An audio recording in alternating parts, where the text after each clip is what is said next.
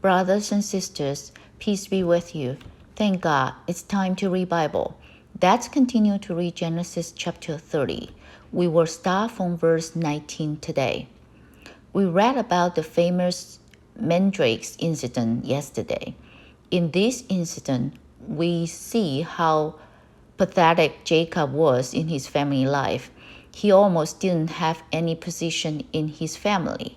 His wives and concubines even decided where he slept at night.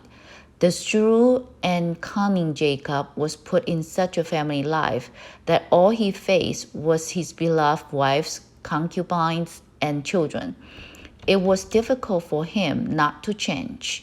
In this incident, we also saw that although Rachel was spoiled and arrogant and seemed like had the highest status in the family and was in charge of everything, she didn't gain any benefit. However, Leah, who Jacob didn't love, could sleep with Jacob because of the mandrakes. God really blessed Leah. It seemed like she had stopped bearing after she had 4 sons, but through this opportunity that Jacob lay with her, Leah must have prayed to God, and God answered her prayer. She bore Jacob a 5th son. It was the 5th son that Leah herself bore, and the 9th son, including the 4 sons that the concubines bore. She called his name Issachar. It tells that God had given her hire. This hire to Rachel was a hire of mandrake. Sometimes God is very humorous. Rachel had been trying hard to have a child, but God would not give her a child. While God blessed Leah, who he considered as Jacob's wife, abundantly in fertility. Let's read verse 19. Then Leah conceived again and bore Jacob a 6th son. Bible didn't give too many details. Maybe after the mandrakes incident, Jacob saw the goodness of Leah again. In the meantime, Rachel also began to learn lesson. She came to understand what Jacob said to her in verse 2. Am I in the place of God, who has withheld from you the fruit of the womb? So Leah had opportunity to lay with Jacob again, and God gave her the 6th son. Verse 20. And Leah said, God has endowed me with a good endowment. Now my husband will dwell with me, because I have borne him 6 sons. So she called his name Zebulun, which means to dwell. Zebulun means to dwell on one hand and means exalted on the other. Leah had the abundant blessing from God in fertility. She knew that her value was from God, so she exalted God, and God rewarded her with to dwell. In Leah's heart, she loved Jacob. She had 6 sons.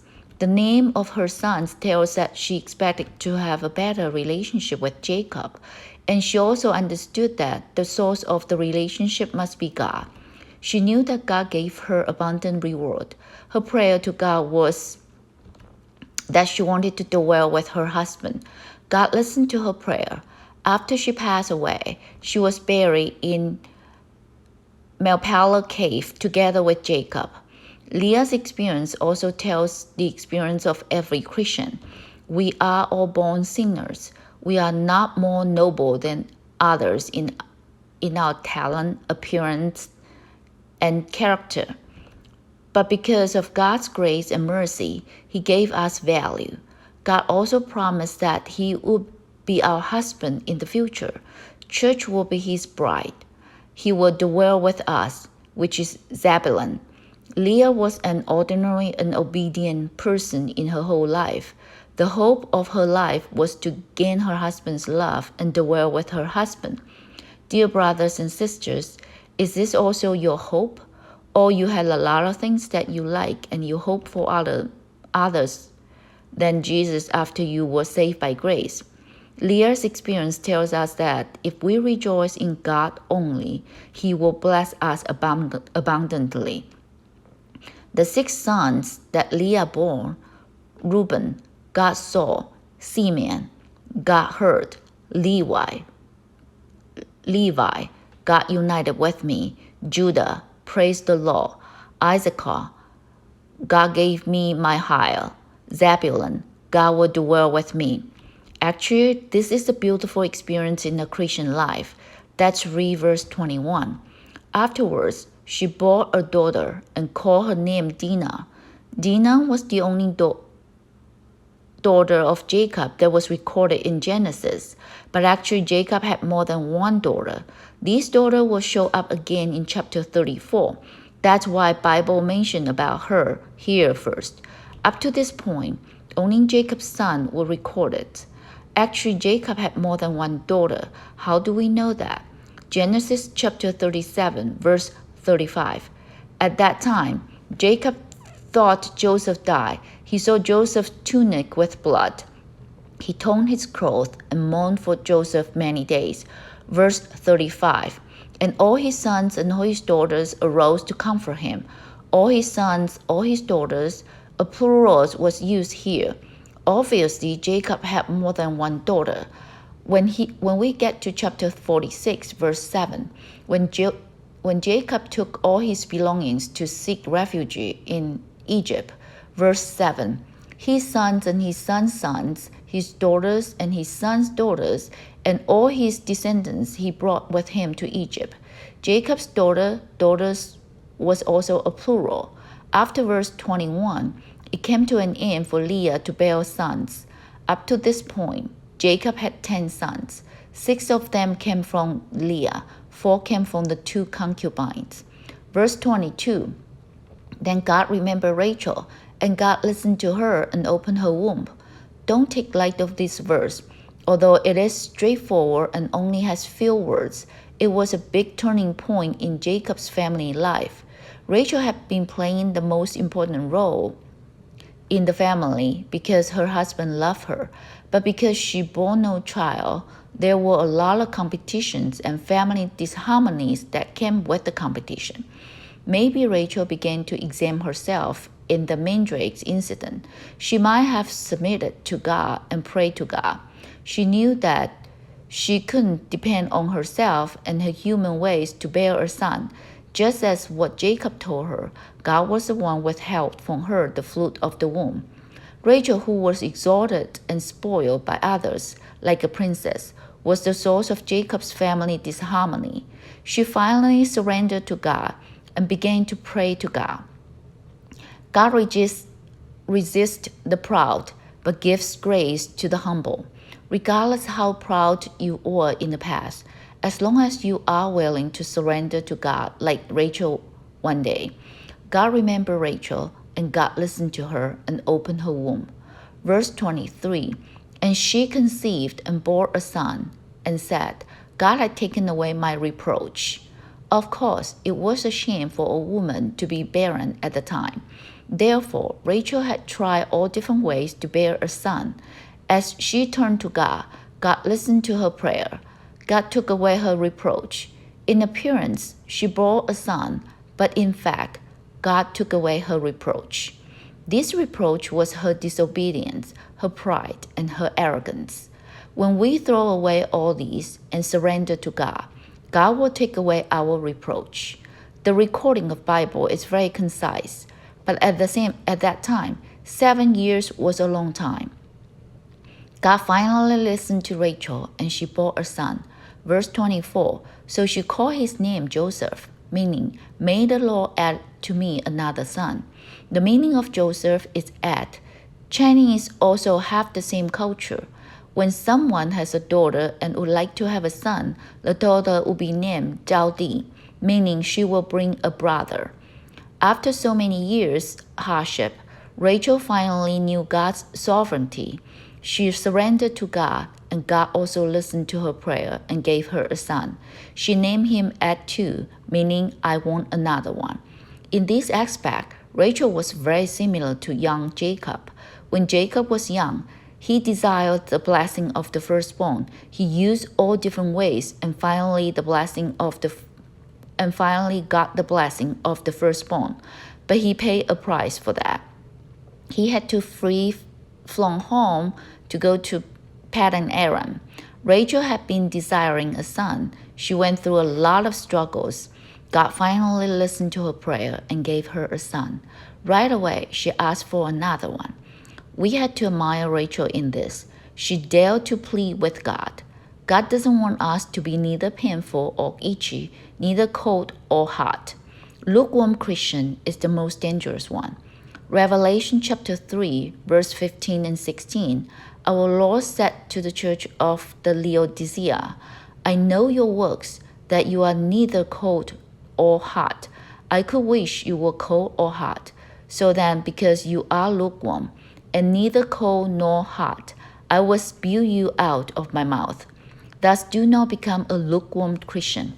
Learn from Rachel. She was full of ambitions. God gave her a son. Right away, she asked God for another one. Of course, at this time, she didn't know whether God would give her another son, but she would pay a high price for that son. Just as Jacob, who paid a high price for the birthright and the blessing of the firstborn. Jacob's last son, the 12th son, was also from Rachel. Later on, God did listen to her prayer, but she would have dystocia when she had this son and paid the price of her life. Chapter 35, verse 17 to 19 read, Now it came to pass, when she was in hard labor, that the midwife said to her, Do not fear, you will have this son also. And so it was, as her soul was departing, for she died, that she called his name Ben-Oni, but his father called him Benjamin. So Rachel died and was buried on the way to Ephrath, that is Bethlehem.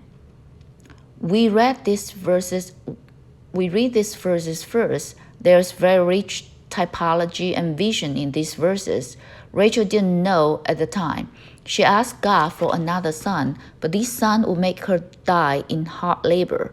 As her soul was departing, she looked at the newborn child in her hand and then had pity on him. She called his name Ben-Oni, meaning son of sorrow. He would not have mother as soon as he was born, but Jacob was very spiritual at the time.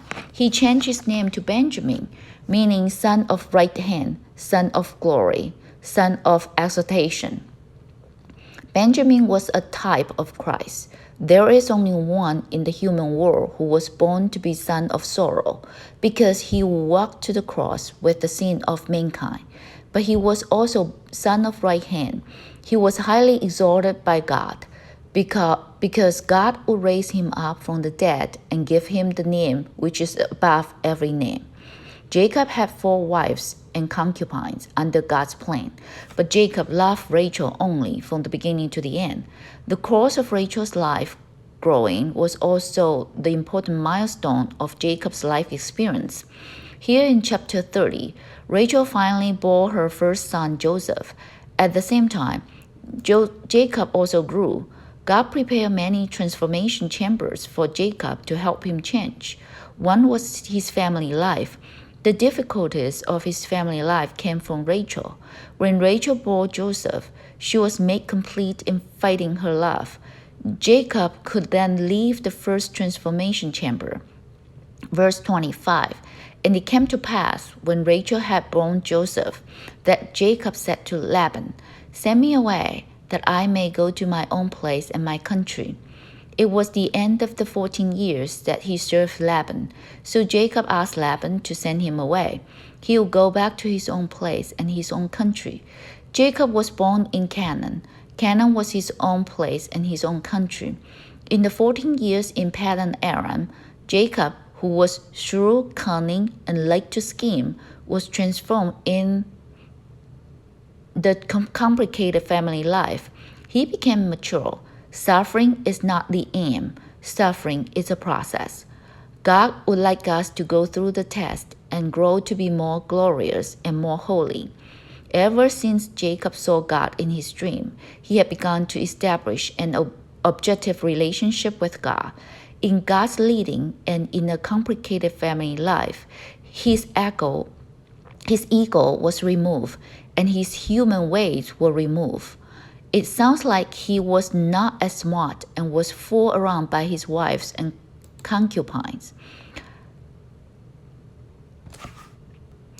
but he became mature and he grew. Jacob's experience will also become our experience. Let's pray.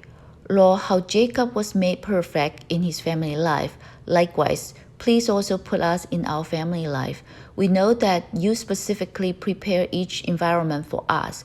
Help us to surrender in the different environment and help us to learn to turn our eyes upon you in our difficulties, to receive the grace and provision from you. May our spiritual life grow and become mature like Jacob. Bless my life. Pray in Jesus' name.